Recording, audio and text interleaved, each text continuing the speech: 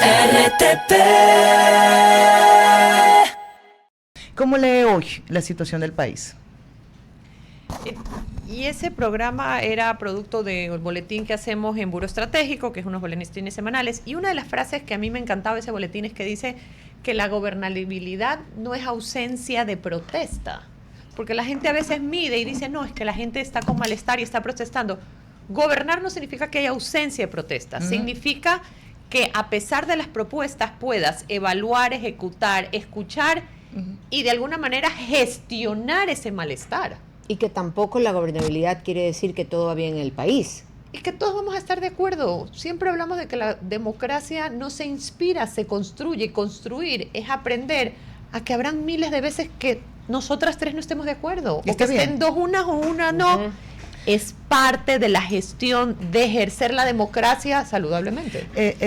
Yo ahora con el invitado que tenía, Rodolfo, le hacía este cuestionamiento y yo decía, ¿cómo se debe evaluar a una situación en particular? Dígase el paro, hoy podríamos hablar de la consulta, pero ¿cuáles son los tiempos para la evaluación? El primero en el paro, de forma inmediata, fue el gobierno, termina ganando. ¿Por qué? Porque sostiene una medida que dos habían intentado y habían refracasado en el intento, con costos altísimos. Pero ¿cuál es la siguiente evaluación que se hace de las decisiones de un gobernante? Evaluación / lectura acertada, porque hablábamos que cuando tú identificas qué es lo que sucedió en los otros dos paros y estás dentro de un cuarto de guerra, identificas y dices qué hay que hacer diferente, identificas unas variables que son lo que yo le digo, la ecuación de las cuatro, la ecuación que era transportistas, movimiento indígena, líderes seccionales, toma simbólica de Quito. Entonces, volviendo a tu pregunta, Mafer, el hecho de que el gobierno haya hecho una lectura eficiente, entendiendo cuáles son las cuatro variables y cómo puedes desactivar cada una de ellas, llegas a una decisión de eliminación del diésel habiendo identificado exactamente cuál era la ecuación y habiendo hecho la lectura adecuada. Entonces, post-paro, la lectura hoy adecuada es que el ciudadano común, el ciudadano de a pie, no sienta que los efectos de la eliminación del diésel llegan a sus bolsillos. Entonces, es una transición entre autoridad, seguridad, transición hacia confianza y transición hacia bolsillo. Ok. Ahora, esto tiene un efecto, hablando ya de una consulta, pero quería hablar un poco del electorado y de cómo se está moviendo la comunicación.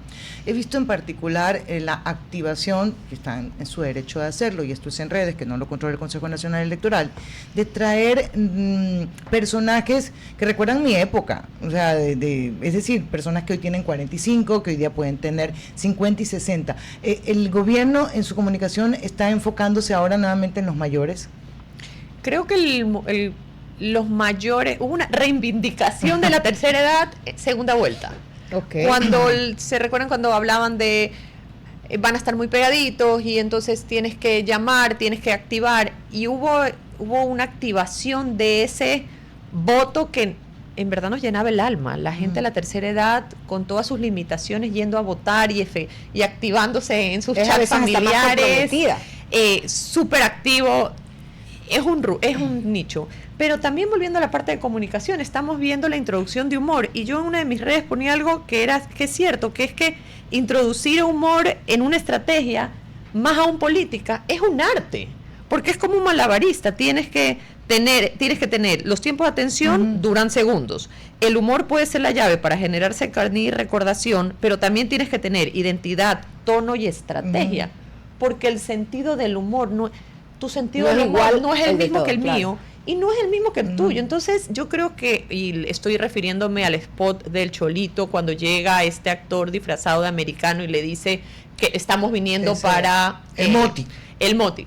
¿Qué significa esto? Que tienes que tener un entendimiento preciso de tu elector, a quién estás llegando, porque no todo el mundo entiende el humor del Moti. Y tampoco tiene el recuerdo. Por eso te decía si estaba apelando. Es un personaje nuevo para la nueva generación. Pero es un personaje popular en el cual estás mandando un mensaje, porque mira que este personaje vestido de poncho, con acento serrano, le dice, vas a Durán.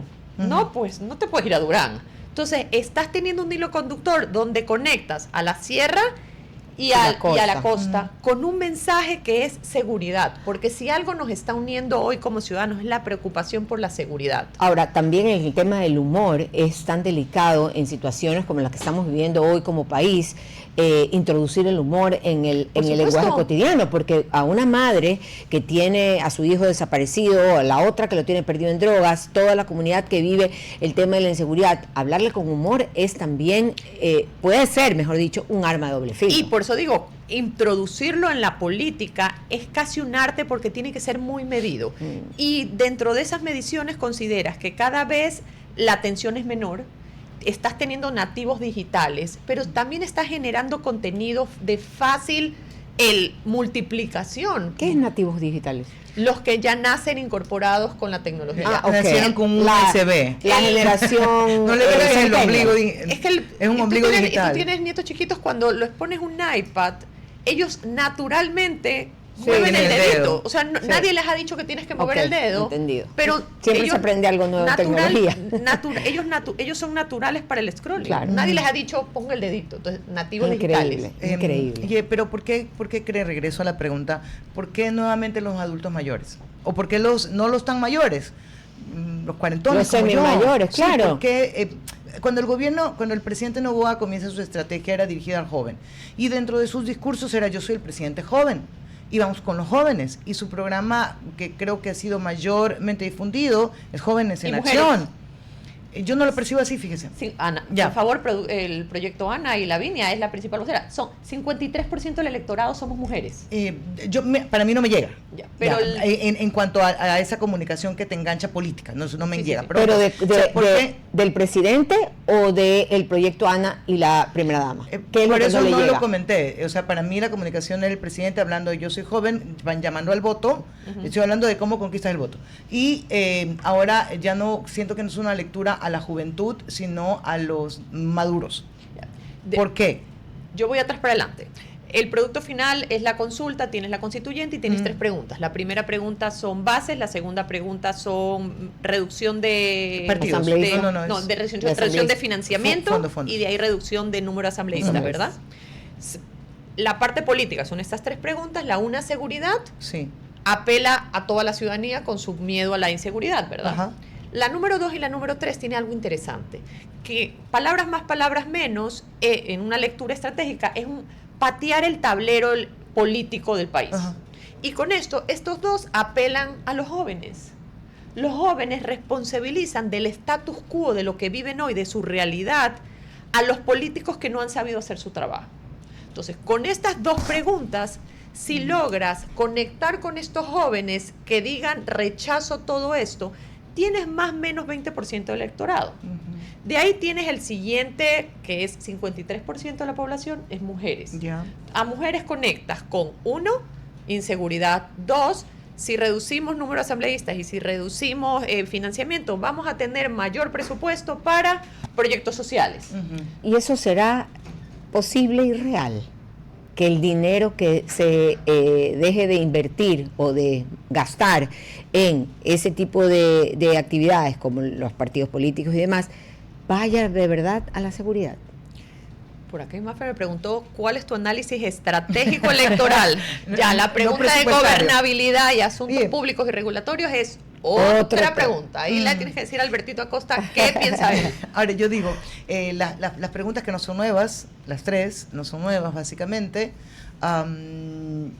llegan siempre en un momento, o sea, las consultas terminan evaluando la gestión. Con esa lógica y con los resultados de las encuestas, el presidente tendría un ganar del 50 y 60% y 80% en algunas preguntas. Eso ya descoloca el no en cuanto a hacer campaña. ¿Cómo hacer una campaña negativa por la reducción de asambleístas? ¿Cómo hacer una campaña por el no quitarle el dinero a los partidos políticos? En la primera, yo creo que sí hay elementos para poder decirlo.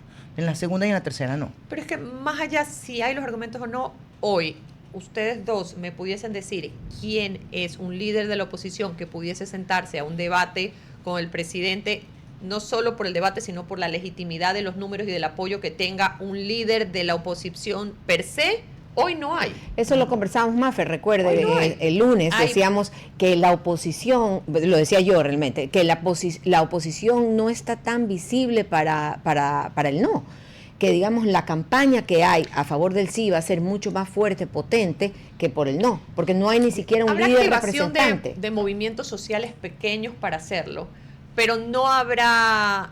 Me desconcentra. Rodolfo es así, ¿qué manera? Mi veterano querido. Ya, estamos en el programa. Expliquemos que Rodolfo está en la puerta, parado de pie, y por eso nos no, quiero aprovecharle a usted, no a Rodolfo, dele, que el tiempo corre. Ya, dicho esto, solo vamos a poner números básicos. Ajá. Si el gobierno mantiene el eje en seguridad y soberanía nacional, puede sostener la mayoría en Guayas, Pichincha, Manabí y El Oro, que esto asegurarían 55%. Ok. Compensando en la eventualidad que tal vez Cotopaxi o Chimborazo no refleje la votación que tuvo en la segunda vuelta, sino que haya un desquebrajamiento. También es importante decir que la Sierra Centro y el indigenismo no vota en bloque. Mucha gente dice, no, es que el indigenismo va a votar así. Si bien es cierto, tienen una disciplina jerárquica en la toma de decisiones, el voto de ellos no es paquete. Bueno, lo demostraron en la votación última. Suelen tener esto. La Sierra Centro representa 12% de la votación nacional. Al final del día representan 1.2 puntos nacionales. ¿Cómo ve lo que nos dejó la última consulta, esa capacidad de no rayar de arriba abajo, sino de brincártela y hacer la discrecionalidad entre esta sí, esta no, esta sí, esta no? A mí me encanta porque hay gente que dice, es que los jóvenes son apolíticos, no les gusta la política. Yo digo, sí, no les gusta en Latinoamérica y en el mundo. En Ecuador, el votante, para los que nos están viendo fuera del país, en Ecuador es obligatorio ir a votar. Entonces, el votante, de alguna manera, es un ciudadano, un elector activo políticamente, porque en Ecuador vamos a las urnas de 2 o 3 veces al año. Entonces, decir que el joven es apolítico es solo por decir, porque el joven, por 3 elecciones al año, tiene que tomar una postura política. Entonces, con esto en mente, el ecuatoriano sí tiene la sagacidad y las herramientas discrecionales y políticas para poder identificar que sí y que no. El presidente dejó más pinceladas, te digo así como que con acuarela bien realita, sobre lo que quiere en la constituyente. De hecho, dijo que primero había que ponerse las medias antes que los zapatos. Primero, ¿cómo haces para que la gente se enganche en una constituyente si es más como un misterio envuelto en un enigma? Que casi no se sabe. ¿Cómo haces comunicacionalmente para decirle a la gente, vota aunque no sepas para qué? Yo creo que él viene en 3 etapas. Ajá. Está claro que este es un partido de 3 tiempos.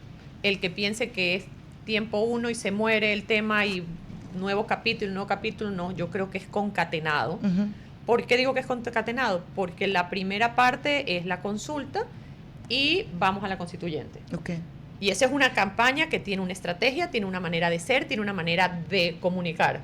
De ahí tienes los constituyentes, que yo decía el otro día que una de mis preocupaciones de la constituyente en la etapa de candidatos es que recordemos a todos los que nos ven y escuchan que las seccionales son 20-27.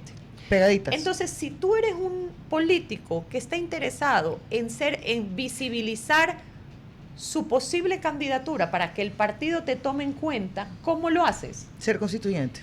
Sabiendo que necesariamente no tienes chance, pero es tu manera para que puedas comenzar a activarte en medios, activarte en redes con una excusa para elevar visibilidad. Entonces vas a tener el candidato que de verdad seriamente quiere ser y va a hacer propuestas, y el candidato que va a hacer propuestas populistas que lo usa como plataforma. Que lo use de plataforma electoral y vas a confundir a los dos. Pero tú no crees que eso ya hoy en día está vetado por la ciudadanía, que ya ese antifaz de ignorancia que creen los políticos que tienen los ciudadanos se quitó.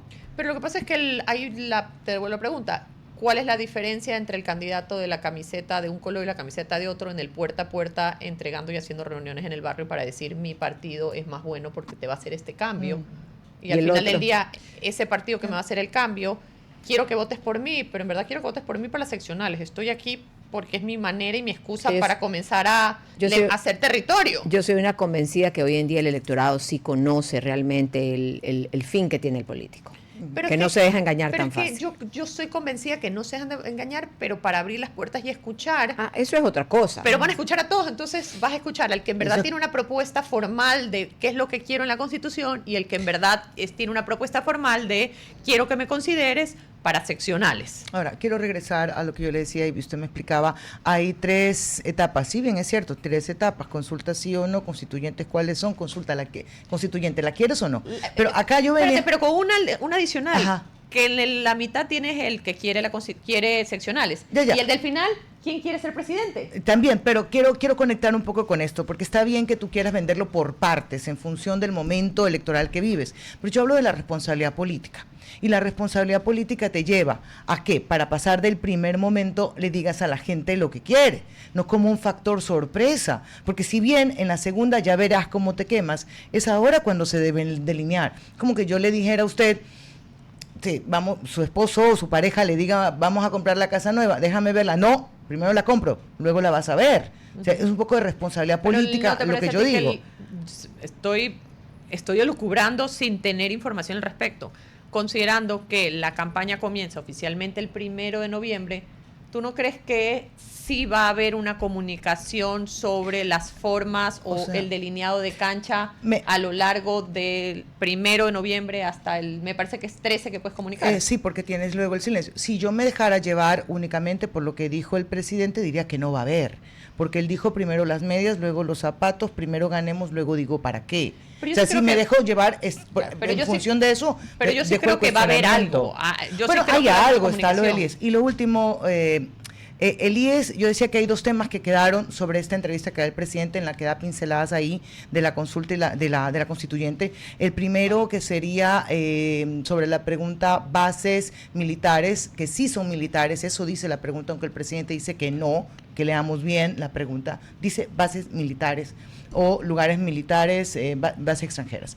Y la otra es sobre el IES en cuanto a la consulta, a la posible constituyente. Estos 2 temas se están dando demasiado negativo para hablar, para ese voto que ya está listo a decirle sí a una constituyente. Yo creo que las bases tienen mucha connotación, especialmente porque las bases significan representantes de afuera, militares, que pueden ayudar en logística, apoyo, territorio, y eso, de acuerdo a la información que tenemos en Buró, ese discurso puede ayudar en la narrativa de estamos conscientes que solos no podemos y si alguien viene de afuera a ayudarnos, vamos a estar mejor. Entonces, frente a esa narrativa de que sigue este hilo conductor después de las protestas de seguridad, control, igual a transformarse en confianza y de alguna manera lucha contra la delincuencia.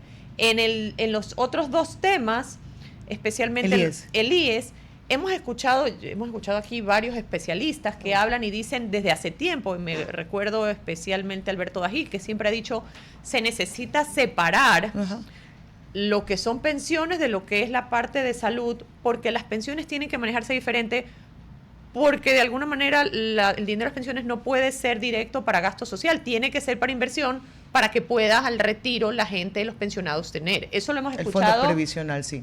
Alberto, perdón. Es que estuve con Alberto Acosta Burneo el otro día y dijo más o menos lo mismo con Alberto Ajica al respecto.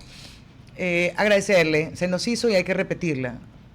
Agradecerle, Stephanie, por haber estado con nosotros. RTP